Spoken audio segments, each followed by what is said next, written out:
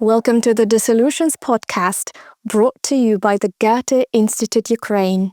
This series features artists from Eastern Europe, the Baltics, the South Caucasus, and Central Asia, reflecting on their work, local contexts, and what it means to be an artist today.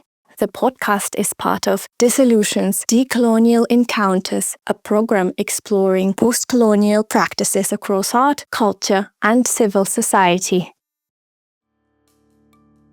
Amassia Niziblian is a multimedia artist from Armenia based in Yerevan. Most of the time, she works independently in the field of visual arts, focusing on figurative and narrative forms. Alongside this, she is also part of the duo called Symptom Era, which she co-founded in 2018. It is a music project rooted in the underground scene, with the idea of creating a safe space where different people can come together to share time, connect, and grow familiar with one another through music and dance.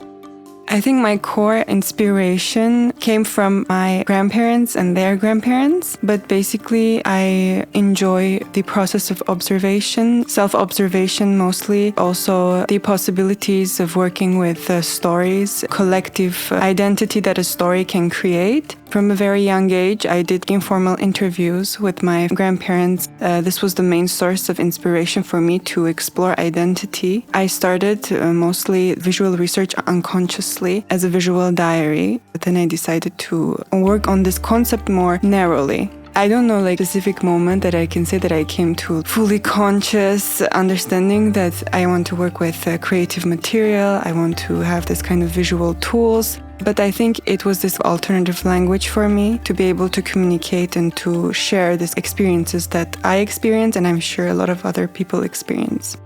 Amassia was born in the diaspora and moved to Yerevan with her parents when she was 4 years old. Her father is from Jordan. Her mother was born in Lebanon, and both sides of her family had been forced to leave Armenia during the genocide. She herself was born in Montreal, where her family resettled after wars in the Middle East. She emphasizes that experiences of constant displacement is not unique to her, but something many Armenians in the diaspora share. I have this feeling of otherness. I grew up in Yerevan. It built me, it constructed me, but also I have this diasporan cult background that collides. So sometimes I don't feel completely from that community and sometimes I don't feel completely from the other community. But I think in general, that's the whole thing about the Armenian identity because of the constant movement in history. There is constant relocation, displacement, movement. It's very diverse and layered personality, I think. Yerevan and Armenia is not as diverse as other cities in the region, I think. The majority are Armenians in the country, but they all have these different backgrounds, and Yerevan and Armenia is this place that they coexist now. Growing up in the early 2000s, Amassia witnessed Armenians' post-Soviet transformation, a period of change, openness, and shifting borders. At the same time, she notes that many people from the diaspora who return to modern Armenia often carry expectations that make it harder to fully integrate into the country. I do a lot of observations and on this relationship with the people, like the Armenians that come to Armenia from different places, and they have this kind of imaginary concept of what Armenia is. And sometimes I can see that they're disappointed maybe. They feel this kind of need that they need to change something, and they don't accept that they don't need to change anything because this is Yerevan, this is Armenia. It's pretty good in the way it is, you just need to accept it. And I think it comes from this trauma of that has been carried, like this intergenerational trauma of genocide. Until today, it's unresolved. It just haunts each generation. As it goes, it becomes even more surrealistic, absurd. So I think also the core of that imaginary land comes from that, yeah. In 2022, Amassia's artistic focus turned more deeply toward questions of cultural memory and inherited identity. That year, she began exploring how history, trauma, and resilience are inscribed on the body, especially through the experience of women during times of displacement. This research led her to develop bodily amulets, a multimedia installation. In 2022, I completely tried to focus on cultural, historical, and familial identity. I began by looking at mostly women who had been weaponized during this displacement march. I was looking at their tattoos. I developed a poetic concept. I can say trauma is embedded in your skin. Tattoo transmitted becomes an amulet. It develops with each generation. So I did this work called Bodily Amulets. It was a multimedia installation. I was really lucky doing this research because I had a book called My Life Book by my great-great-aunt, Amassia Niziblian, who lived in a city called Nizib. That's where my last name comes from, so Niziblian. She was a writer there. There was this little town where a lot of Niziblians lived, and she writes about this town. She's already in San Francisco in the 70s after the whole genocide and everything, after losing a lot of stuff, all written on a typewriter with a lot of mistakes. But she has these collaged photographs of each family member, her uncles, what they did, where they went, who they married, what happened. I had really good research material, which I still have. It's written really well. So she was around 9. They lived in this collective house. She was a very impressionable child because she lost her father really early and her mother had to marry someone else, but the family still took care of her as a part of their family. She spent a lot of time with all the different families. It's really emotional as well. There's a part where she is like, I'm writing this, you can see the stains on this paper and these are the stains of my tears. This has been the main source of my research on collective identity. When I speak about identity mostly, I speak about imaginary, creative process that we work within ourselves.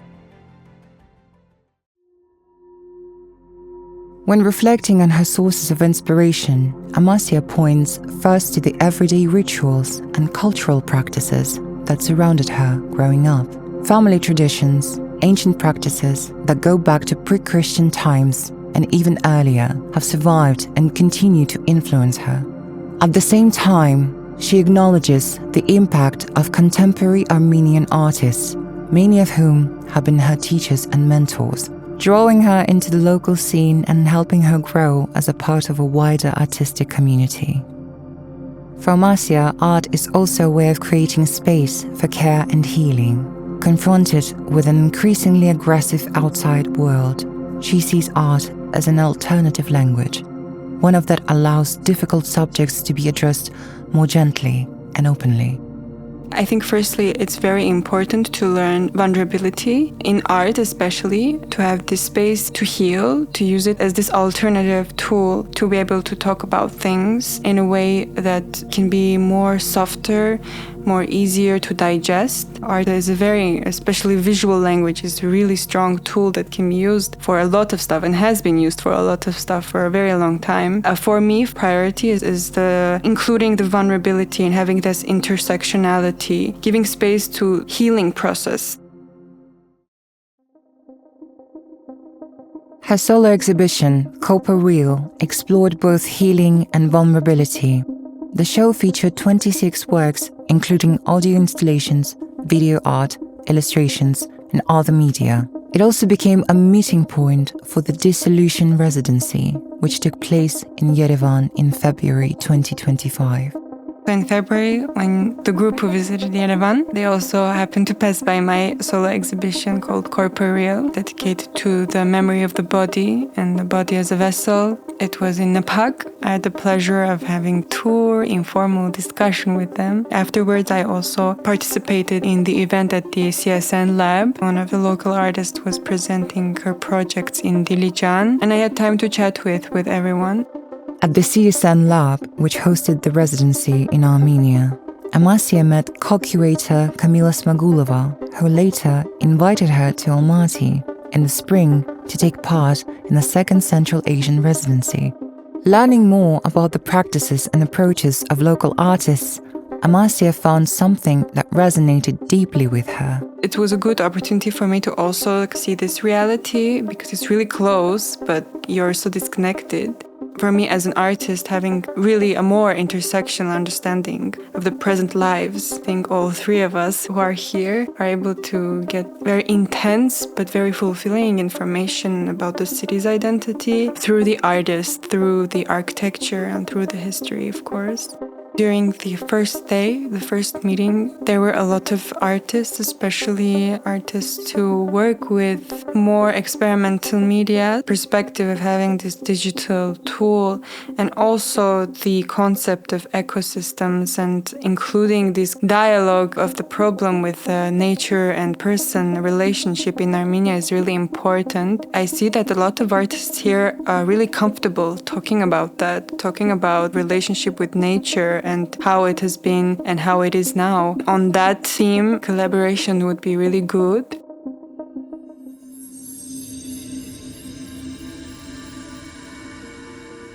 Ani Kun is a visual artist from Timișoara, a city in western Romania, a region marked by centuries of late histories and identities. Her relationship with art began early, in 5th grade, and carried her into the academy. But the conservative approach she encountered there at the time left her disillusioned. Turning away from the art, she built a career in graphic design for 7 years. Yet, her curiosity never stayed confined to one discipline. Alongside design, she pursued a Master of Arts in creative writing, following a long-standing attraction to literature. I was always interested in literature, but during school the mentality was that you cannot focus on more than one thing, which I think is completely wrong. You should never give up on the things you're attracted to or you're good at, because they can complement your practice, not distract you from your practice. For Anna, art was never meant to be boxed into a single form. She defines herself as a visual artist, but she also writes poetry and critical texts, an extension of her practice that grew naturally out of her master's degree. So she considers her practice a hybrid. Here's how Anna describes her journey as a full-time artist. Going into visual arts again, I had to confront a system of thought which was very popular at the time in the university and to redefine it so I can feel comfortable with my practice. My practice is very varied.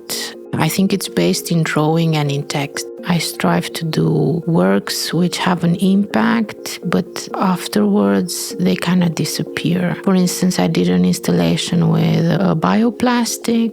It since has completely disappeared. When I was asked to do it again, then I had to redo all the drawings again. I'm trying not to grant art that will enter the art market and be in that game, but try to marry the concept and the place with the technique. Sometimes it will be a poem, or sometimes it will be a drawing or an installation. I'm trying to be flexible about the medium and not be stuck in one, but I definitely favor drawing and writing.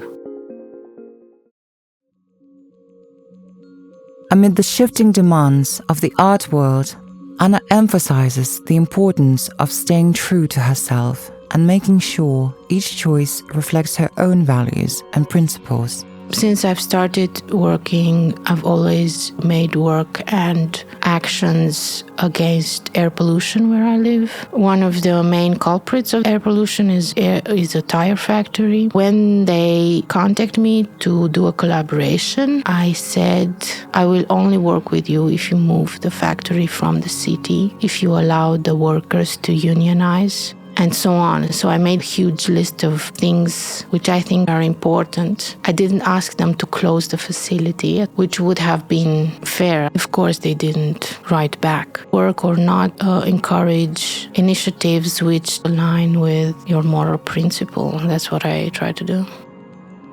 Over time, Anna's interests have expanded into new directions that connect art, society, and personal well-being.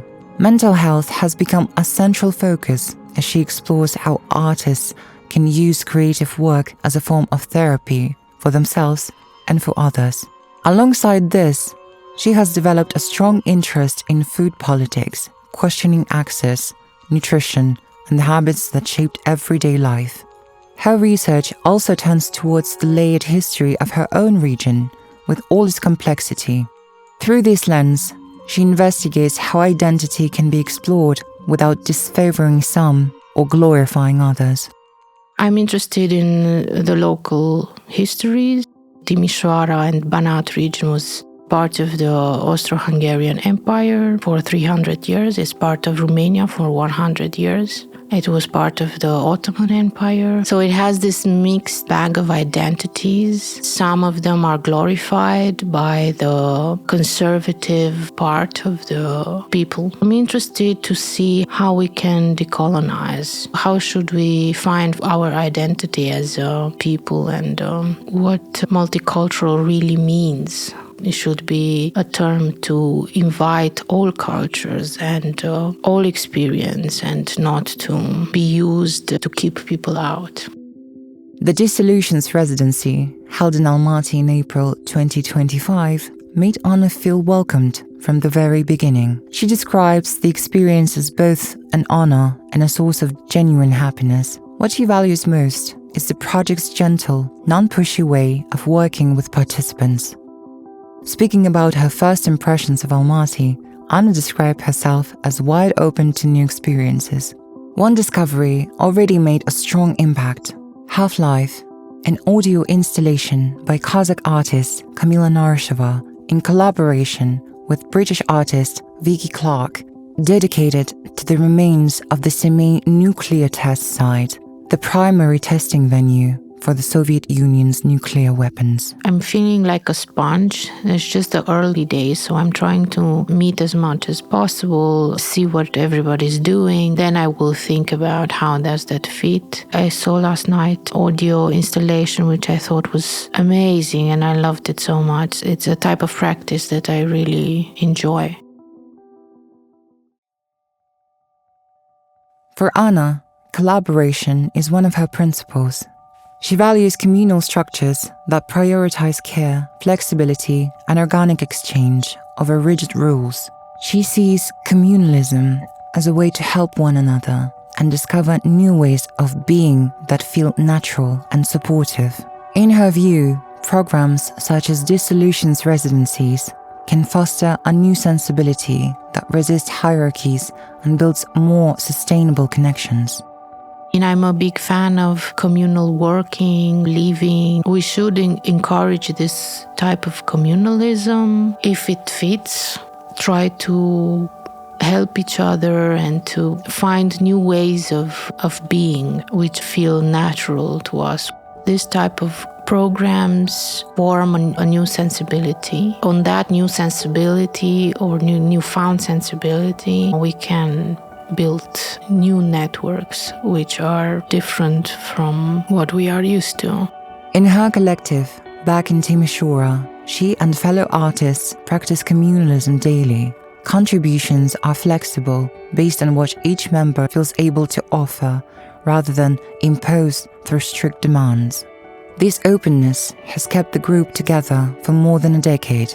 What sustains them is not pressure for result or grand expectations, but simply the act of being present for one another, especially in moments when someone is tired, unwell, or unable to carry their share. For Anna, this everyday solidarity is invaluable, and she considers it the collective's strongest foundation.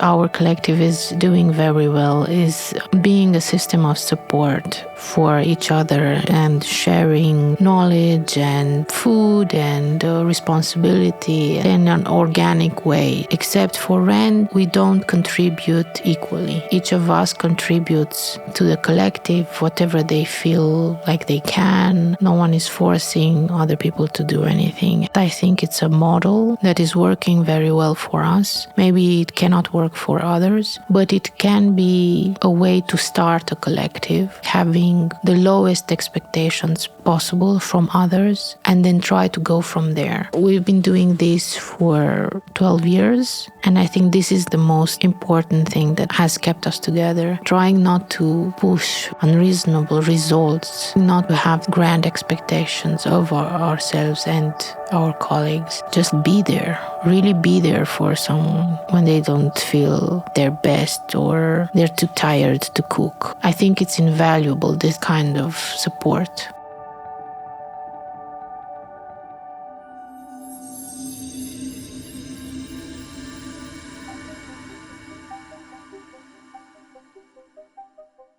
Sopo Kashakashvili is an artist from Tbilisi, Georgia, who has been based in different parts of Germany for the past 11 years, at the moment in Frankfurt am Main.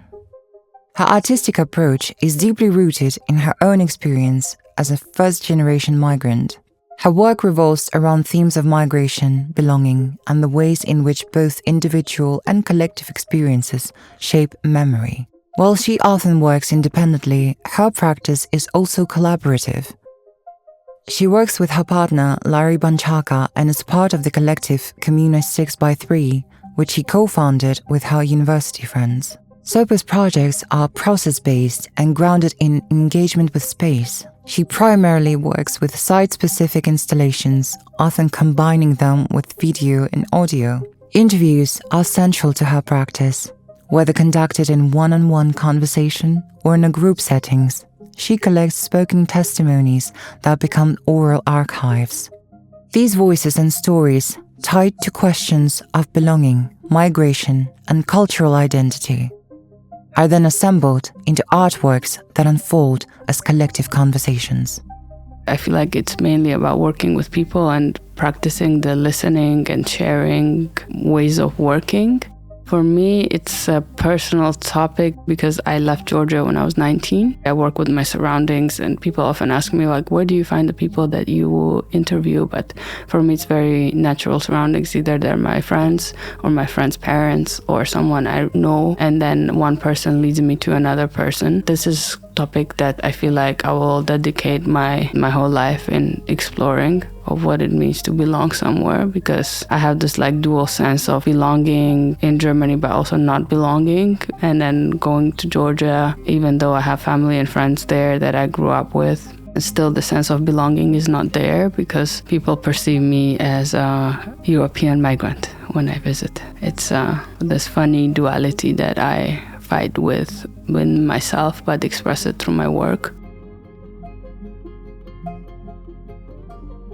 Living in Germany for over a decade, Sopo reflects on the complexities of being a migrant in a country that often marks people as outsiders, regardless of how long they have lived there or how well they have integrated.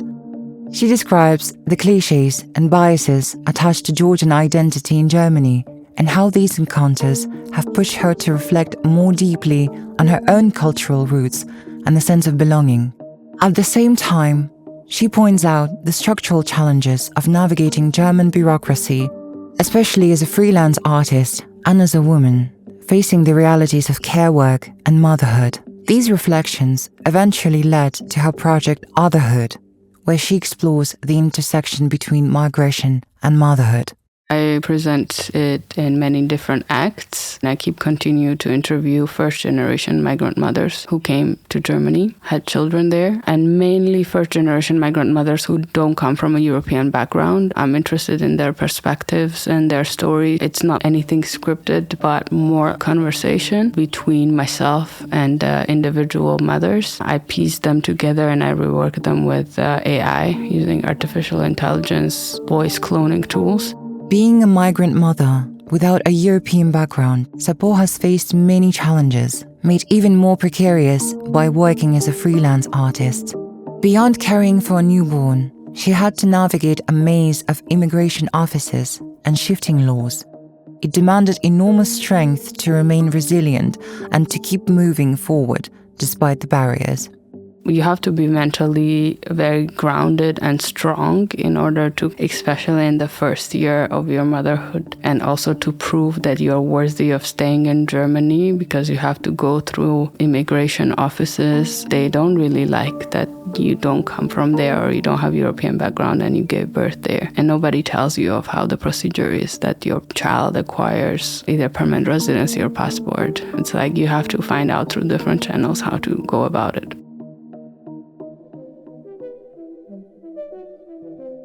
In her first year of motherhood, she felt as though she had to prove herself constantly. Every reaction to her pregnancy, every comment she heard while still a student, carried the weight of doubt. Instead of focusing on her practice, she found herself drained by the need to show others that she could still do it. Over time, she realized that women in particular carry the burden of constant justification, expending so much energy in trying to meet others' expectations. But no one can be endlessly productive or endlessly present, not for work, nor for family and friends. Sometimes it is necessary, even healthy, to step back and switch off for a while. For me, the first year felt like I had to prove myself to other people that I can do it. My practice so much went into wasting my time in a way, and it's so exhausting of proving myself that I can still do it just because of people's reactions on my pregnancy. I was still a student at that time. People's comments or just the general vibe or energy that I felt from people, it went through so much and I will prove you wrong. But now it took me time to realize that it's not about that, and I have to enjoy my process and practice. You might have slower years, but that's in every career, and women often have to fight and struggle, keep proving themselves, and so much energy goes into it. We all have highs or lows, and we have to accept that we're not Duracell bunnies all the time and cannot produce and cannot keep working and showing online presence or be present for our friends or families everywhere. Sometimes you can just shut off for a few months, and that's also fine. If somebody was becoming a new mother, I would give them advice to chill out and breathe, because I didn't do that, and then it takes a very bad toll on your mental and physical health. Then it's really way harder to work on it after that.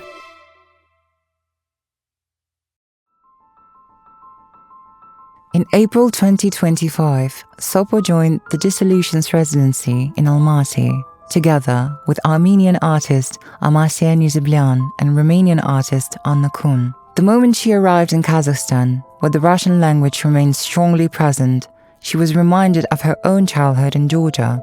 Her mother's and her grandmother's generations had also grown up speaking Russian. Sopo herself spoke it until high school, when Russian finally ceased to be mandatory in schools.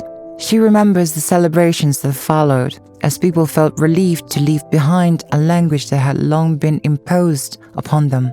Decolonization, she notes, is a long process, yet an essential one. This residency is such a treasure, even though it's 1 week, but I feel like every day is such an intense learning experience. I also haven't heard of any such residency where you get to talk to your neighbor, get to know each other and exchange and label things. I think it's important to talk about colonization by labeling things, and how to decolonize, and how to work together, and how to find kind of shared histories in our bordering neighborhoods and places and people. Share our cultural backgrounds or struggles, because it's different, but at the same time we can find so many similarities. We were also discussing yesterday on how crazy, also I feel like it's also disgusting that when people talk about colonization, they only talk about Africa. The story ends there, but nobody's talking about colonization in Central Asia, in the Baltics, in Caucasus, in Georgia.